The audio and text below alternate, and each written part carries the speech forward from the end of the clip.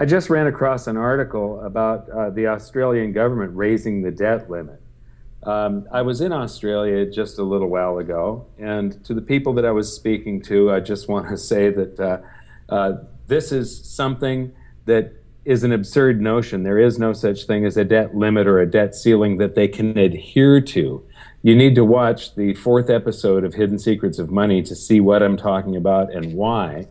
But just 2 days ago, on October 22nd, the Australian Treasurer, Joe Hockey, announced that they were going to increase the debt limit by 200 billion.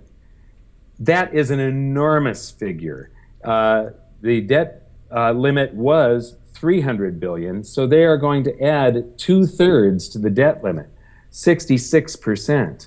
And one thing about these debt limits or debt ceilings, they really should be called the debt target, because the debt always rises to hit them. So what you have in your future now is there is a debt that they are planning on that is laying out there in wait for you of $500 billion. And there's a good thing about them raising the debt ceiling by 66% all at once, and there's a bad thing. The good thing is that your politicians won't look like buffoons next year, like in the United States.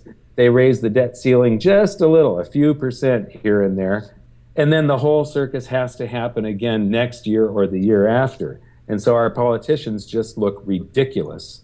That isn't going to happen for a while in Australia. But the bad news is that now the increasing debt doesn't get into the news next year and the year after, and it doesn't outrage the population, and you should be outraged. To understand more about how absurd the notion of a debt ceiling is, you need to watch the fourth episode of Hidden Secrets of Money, which is titled The Greatest Scam in the History of Mankind.